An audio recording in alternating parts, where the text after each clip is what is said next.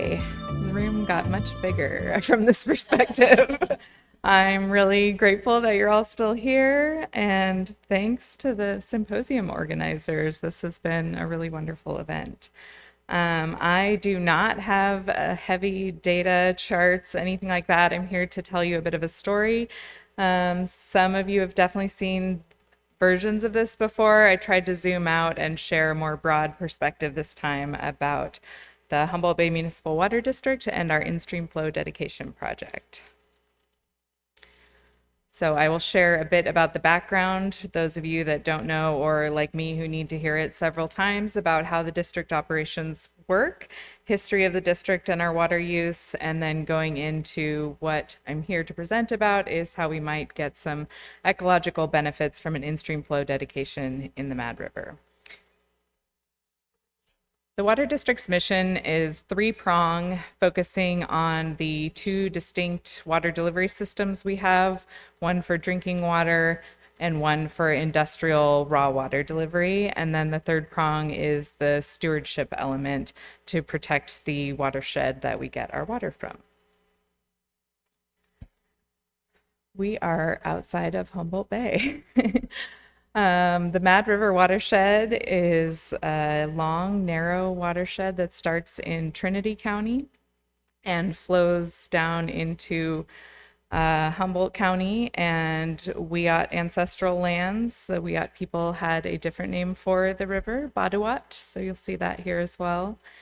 There is a reservoir at the upper watershed, in about the upper quarter of the watershed, and then down towards the Arcata area, you'll see a little red circle where we have our diversion facility, and then a big chunk of river between that has some big boulder cascades. If you're lucky enough to have seen them, they are impressive.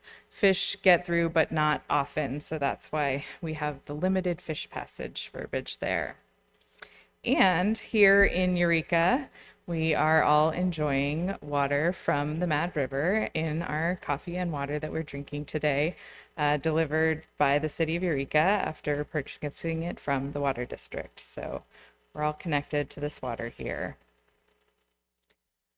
The district's history starts when two pulp mills announced that they were going to develop their pulp mills on the Samoa Peninsula and need a very large quantity of water. That's where the industrial system came from, delivering raw surface water specifically out to the Samoa Peninsula. And it was also an opportunity for the smaller community and municipal water systems to have an organized wholesale water come from the Mad River. I'm going to start upstream at the reservoir, formed by Matthews Dam. It's the reservoir is about 121 square miles, or 48,000 acre feet of water storage. The dam is an earthen dam that has a spillway that's a spill and fill reservoir. So in the winter, once the reservoir fills, which is often with one large or two average storms, it'll fill, and then we have the run of the river going over the spillway. There's also a 2 megawatt hydropower plant you can see in this high flow picture here, the weird little cube sticking out. There are 2 turbines that run, and we operate them, I think of it as like seasonally scaling up and down. There's no like dramatic power peaking and flows that happen like you'll see in other rivers. Then we get to the lovely 75 miles of river conveyance. It's just running through largely undeveloped land until you get to the lower river around Blue Lake. There's a lot of aquatic species that enjoy this habitat. And in the low flow months, as we think of them, the district is releasing water for our municipal customers and for this in-stream flow scenario I'd like to tell you about. You are not meant to get a lot of detail from this map, just to say that we have the 2 distinct systems I mentioned. The industrial system is the bold red line that you can kind of see going out to the peninsula there on the map, and then all of the various turnouts and hookups for our municipal customers. Down at the Essex facility in Arcata, we have the 4 rainy wells that take water from 60 to 90 feet deep to the treatment center, and in the winter to the turbidity reduction facility when turbidity is higher. And There's our control center there, and we also have the industrial surface water diversion at Essex. The district's historic water use reflects the two pulp mills that once ran, the higher blue line back in the 1970s and 80s, 50 to 60 million gallons a day of water being delivered primarily to those water users. And then in the early 1990s, one of those pulp mills closed, and you can see the sharp decline in water use. And the second pulp mill closed in 2009. So the red line is our current water use for our municipal customers, around 10 million gallons a day. But our releases have continued as if there was one mill. So the first drop occurred, and when the second mill stopped operating, the district was concerned that reducing our releases to only the municipal amount would harm the river, and so they kept releasing it. And now we would like to codify that with a dedication to in-stream flow. When the district realized that this was going to be an issue, they formed a community advisory committee that met over 18 months. There was large community involvement from different professions and backgrounds, and they had facilitated meetings to reach consensus on 3 water use options.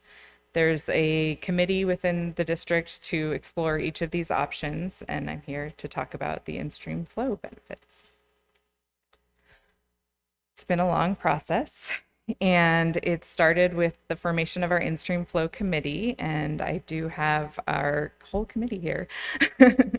Sheri Wu, another director, is here, and John Friedenbaugh, our general manager. And the district was awarded a Wildlife Conservation Board grant to do this work so that we would not be charging the ratepayers increased rates to explore this option. And we received just under $700,000 to do the necessary studies and work that would need to go into filing the petition for change. This is under Section 1707 of the California Water Code to dedicate a portion of our existing water right for environmental benefits. So we need to have biological and water quality studies to back that up, operational analyses to look at what controls we actually have given the system that we run, and consumptive use studies to investigate whether other water users could be harmed by an in-stream flow dedication. We've also been doing agency outreach and public engagement. And last year we were able to submit a draft project description, which sounds so simple, but it was very complicated and involved attaching all of the studies that we had done during that 5-year time period.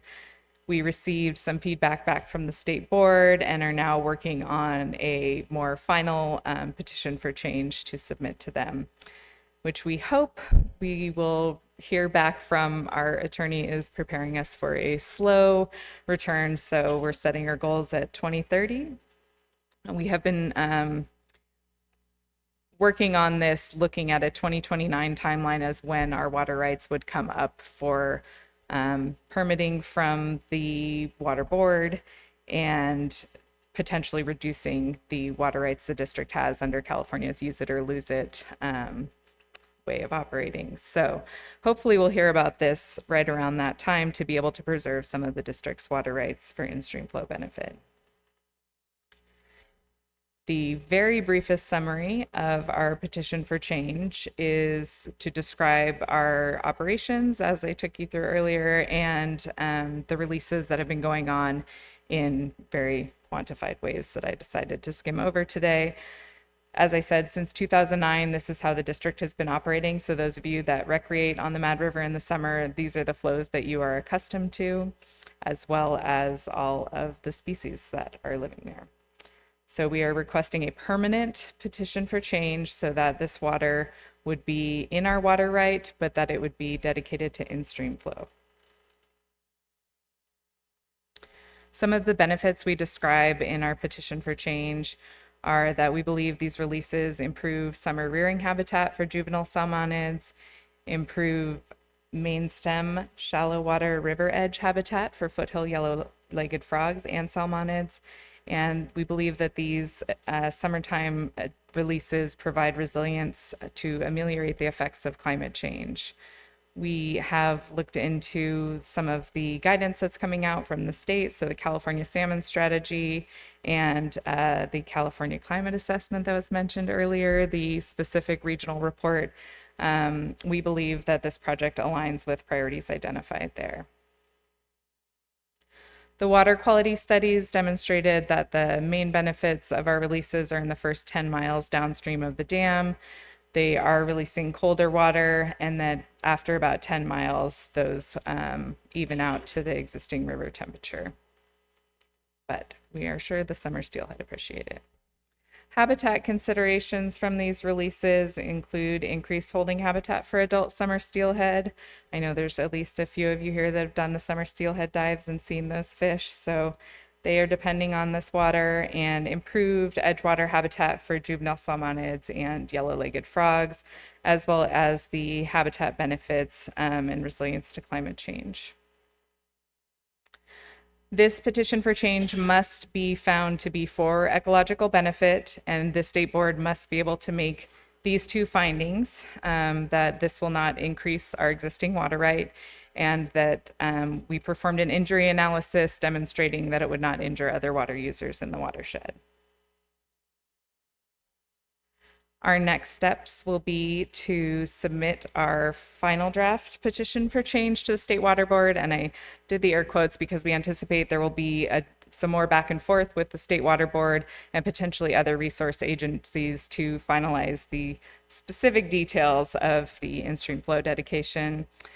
And this is a project that stemmed, as I mentioned, from a community advisory committee. You know, we are a public entity, we're elected officials, and a lot of you here are probably ratepayers. So we love hearing from you what you think about this project and any ideas you have. Our board meetings are usually the second Thursday of the month. And of course, as soon as I say that, I have to say, but not in May. And then all of our information about our meetings and our board packets, which will include the final draft petition for change, can be found on our website as they come up.